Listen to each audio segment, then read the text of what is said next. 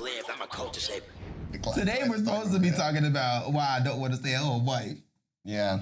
This is one that's been long in the making. We said it was going to be the next episode, but we kind of skipped it. But this is really important. That we have to address it today on this episode. Yeah. You drew so much urgency to it, like because it just doesn't make sense to me. Maybe you can like change my mind, probably. Yeah. So it just doesn't make sense. That's peak relationship. Imagine that you just got bread. Your wife, the tenderness of your beautiful, loving wife. She gets to just stay home, protected from the earth. Doesn't have to go out and face the nastiness of the universe. She can just stay at the crib if she wants to. That's big one is because you're cynical. So I'm not a cynic. You're definitely. I'm not a cynic. Maybe I am. If I'm the first person that's ever told you you're a cynic. I'm gassing it a bit. Wait, you never heard you're a cynic before? I've never heard that I was a cynic. Wow. I've heard that like you're being negative. Maybe I heard that before, but never like you're a cynic. That's the type of person you are. You're a pessimistic person. I'm not pessimistic. You see the worst in the world. I don't see the worst in the world. What I do see are things that need to be corrected. But I also enjoy the world. I'm not just some stickler. You think everything needs to be corrected. That's like the root of your depression. Everything. I'm not depressed. All right. Sensitive topic alert. Sensitive topic alert. I have anger issues. I'm fucking gonna kill you. I'm sorry. I'm working it out with Dr. Friedland. So I don't know who that is. Yeah, he's special. Jesus, bro. I was on Ayala Fix My Life. Like, okay, so I don't want to stay at home wife. Let me clarify what I mean. Please. Even though it's actually straightforward. I don't want a woman who desires to be a stay-at-home wife. Okay. Now, what I do want is to make enough money to be able to offer that option. You don't have to work. And if you do go to work, you don't have to worry about working a job that is taxing. You don't have to worry about like, oh, I gotta go make ends meet. I had a coworker who I ain't gonna lie, you know what I'm saying? Shorty was on that. You know what I'm saying? Shorty was on that. She was that. And she married. And I know this, bro. Take my time back. No, listen, because I wouldn't know she married except when I seen the ring. And I was like, you're engaged? Because like there's no way you live like you live and you have a husband. You're married for 13 years. Oh, wow. She always talked about her son. Me and my son. She works 2 jobs. Why? Because I want to take me and my son to Japan. Me and my son. Yeah. It's never my family. And she has a step kid who's 18. They still lives at home, but does not talk about him or her husband like ever. Just about me and my son. That, working 2 jobs, I wish my wife would have to work 2 jobs. The way I would feel like so little of a man, and mind you, it's not like she's stepping up for the next 3 months. Like, this is her thing. Like, she's been working 2 jobs. And it's because there's things in her life that he can't afford. We're talking like bottom tier man. Well, now we see why she always talks about him. Or she never talks about him. Right, F tier man. So, like, I don't want that, right? Mm-hmm. I do want to be able to make enough to where my wife does not have to work. However, she just doesn't choose the option. I want a woman who desires to be a hard worker. Bro, what's a grinder? And I kind of felt that way up until this most recent girl that I talked to. That was when I knew I couldn't do it. Mm-hmm. I'm thinking about, this is me speaking to men who are younger in their dating process and maybe don't have much experience, maybe don't know what they want in a woman. I'll say that a woman who is 19 fantasizing about being a stay-at-home wife, run. That's my advice. Because you mean to tell me that's your vision for your life? I'm disappointed. Yeah. I'm disappointed. I'm disgusted. I'm good. Is there a line between, she says, it's like, can it be a play on semantics where it's like, I want to be a stay-at-home mother? Would that give a grace? Oh, God, really?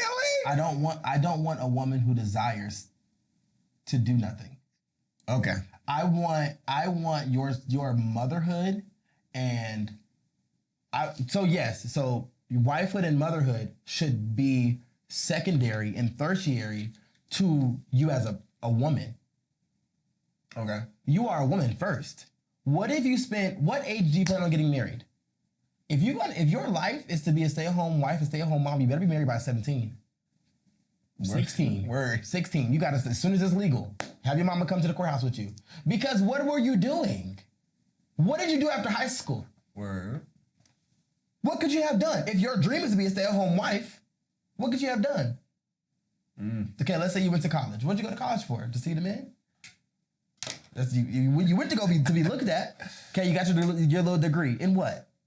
Environmental studies. I got my degree in the history of art. Yeah. Okay, they do what? Oh, I don't know. I don't know what I want to do. It's like I have met people. I'm like, okay, I see the vibe.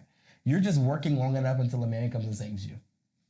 No bueno. I'm good. I'm good. I want a woman with a passion, and I want a woman with desires.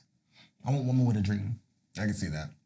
So this kind of brings us into the scripture for today. Okay, so the scripture is Proverbs 31. Everybody wants to get their Proverbs 31 woman. I don't think so.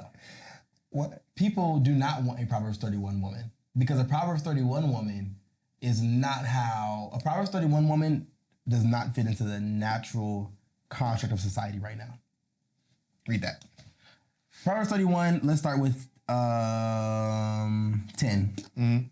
Who can find a wife of noble character? She is far more precious than jewels. The heart of her husband trusts in her, and he will not lack anything good. She rewards him with good, not evil, all the days of her life. This sounds like a good woman, right? Oh my God. She talk good, you know what I'm saying? Rewarding me with good. She probably rubbing on your feet a little bit, you know what I'm saying? You slump down your chair, she give you a little. Yeah, she gonna put her tongue between your toes, you know what I'm saying? Didn't even take a shower, right? Sorry. She selects wool and flax and works with willing hands. That's in Proverbs 32. You can't make that joke because you just like. Nah, I mean, you can't. Thomas was like, I know Proverbs 32 though. Don't do that to me. I made a joke for clarity's sake. I made a joke that the noble man is in Proverbs 32. That's what the joke. And then that's how bro found out there's no Proverbs 32. I knew there was. Well, I didn't know there was, but I didn't. Okay. I made the joke that there was a Proverbs 32. I didn't. To be fair, I didn't know how many books were in Proverbs in the first place. So that clarifies it up. I just made the joke. There's no books in Proverbs. Proverbs is the book. Bro's fighting for his life. Oh my God, I'm going down. Bro is fighting for his life. Never mind. So let's go to number 13. This is where it starts. You read it. 31:13. She selects wool and flax and works with willing hands. All right. So what does she do it? She's working. In the field. She's working. Well, wool and, I don't know what wool and flax is. When you say wool and flax. She's out in the agriculture. What is flax? It's a plant. Word. Like flax seeds. She just works with wool and flax. Does that make clothing? I always thought that was the biggest thing. Yeah. Yeah. But so she's sewing. She at the spool or gang, no. Like she's out in the fields. Okay. She's getting it. Yeah, she's getting it. She's a working woman. Yes. We are in agreement. Yes. No, we're not in agreement. Yes, we are. She's a business owner.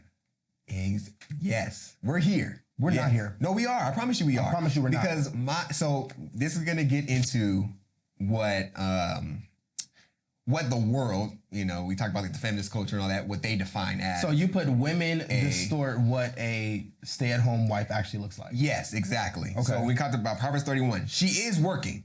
She does something. Mm-hmm. Now, when we're looking at that, this isn't like going off and working at a 9 to 5 or whatever the case may be. She's making money for the household. That doesn't necessarily mean you got to be at the office. That doesn't necessarily mean you got to be in the cubicle, or whatever the case may be. This could mean you're working in your home and taking care of that section while making money. So the dream that I have, I'm like, dude, I'm going out and I'm working, I'm doing my thing. I would love if you were just like here and you were managing like a clothing brand or something like that. So you're managing like some type of online business. I got a bone to pick with that one though. Word. Because keep going.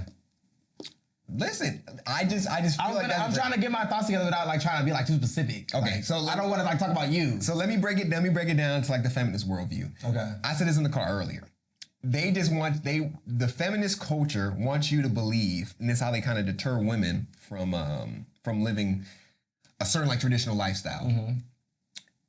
They want you to believe you're just barefoot, pregnant, walking around, changing 30 diapers a day, making sandwiches all day. That's what they want you to believe. It's just slave work. It's, oh my gosh, your husband gets home, you got to make the food for him, and you got to cater to him, and blah, blah, blah, got to be a slave. Whereas that is not what the traditional lifestyle is. But no, at all. Tom, that is what a stay-at-home wife is, though.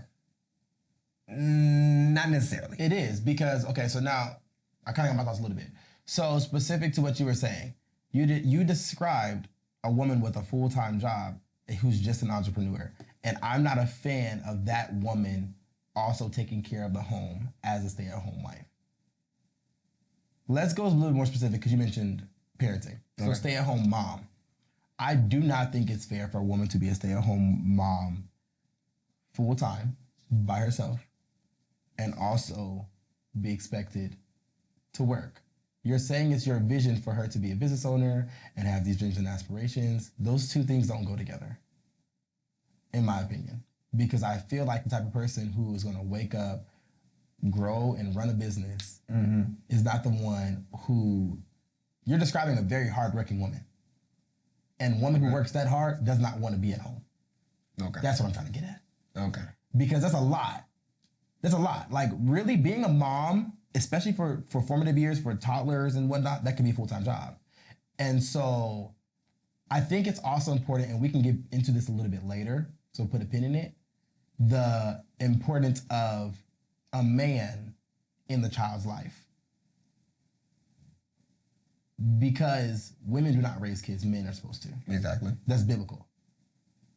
And it's too often that society, when we go with stay-at-home moms, yes, it might not be barefoot and you just crank it out, baby, just come here, come lay down where I said lay down, make another baby, and then go get away from me. Yeah, we're talking about make my food. It might not be that, but the primary proponent of a child's upbringing should be the father. So why is it so strong that we have stay-at-home mothers? Okay. Why does that make sense? I think in the next episode, we're going to talk about some fatherless behavior, right? Yeah. So tune in for next week. We gotta get quick call to action. Yeah. Call to action. Yeah, you know what I'm saying? So it's gonna be a transition. Yeah. So we're gonna end with talking about the father's place, and then next week talk about fatherlessness. Yeah. So I think when it comes to the stay-at-home mother type of section of the life, right? For couples. What would be the alternative to that? So studies are showing that parents are, they spend around 30 minutes a day with their children, right? They get them dressed for school, they off, boom, they there for 6 hours, 7 hours, whatever. Then dad goes to work, he there for 9 hours. And then mom goes to work, she there for 6, 7 hours. 6, 7. I'm sorry.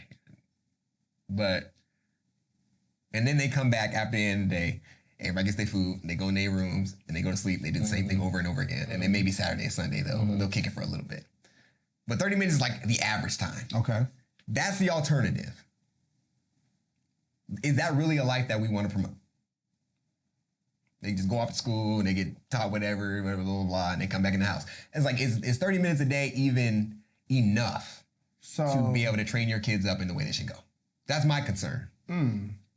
So that's a great question. I feel like that is definitely a whole other topic, because the only alternative to what you're saying is you're almost insinuating that homeschool needs to be the main option. You know how I feel about homeschool. Okay, but that's preferential. Yeah, it could be preferential for sure, but that's the only way to solve that whole 30 minutes thing is, well, and that's person to person, because I used to spend way more than 30 minutes a day with my niece and nephew when I lived with them. And I didn't make them. So that's just poor parenting. And maybe it needs to be addressed that it's the average is poor parenting. And then also too, it's like, who's involved in these studies? Like, that's my thing with studies. Numbers can do whatever you want them to do. Numbers will do whatever you want them to do. So that's why I'm listening to that nonsense. I'm like, how many Christians are in the studies? How many ones who are not just Christian, claim to be Christian, but how many ones are the ones that are in a small group that are, you know what I'm saying? Because let's see if it's Christian. I couldn't have spent 30 minutes a day with my mom growing up. My mom worked my formative years, she worked 2 jobs and was in her master's program. And I spent way more than 30 minutes a day with her. Word? I did. Now, I remember going through a season in my life where I felt like I never got to see her anymore. And that was when she was really, really working a lot. Yeah. And I felt so bad, like now I look back. But when I wasn't with her, she made me go do stuff. She made me hang out the barbershop. She made me go, I was in football practice and I would leave there and then go to the church and then leave there and go sit with my grandma. And then I was like so busy. So the times that I was not around my mom and I wasn't getting parented, she kept me busy in stuff. That was intentionality. But you still weren't like face-to-face interacting. Like I wasn't watching a movie, I wasn't learning, we weren't reading with her, whatever the case may be. And it just brings it back to the average. So, okay. I feel like anybody in our circles, it was kind of the same way. So, okay. And so that leads me then to, I don't believe that being a stay-at-home mom is a solution. I don't think that if my mom had a man and she was staying at home, that would have solved or changed anything or made my life be more fruitful. I'm looking at my whole stance is, my whole claim is that the qualities that I would want in a woman make up a woman who would not want to stay at home.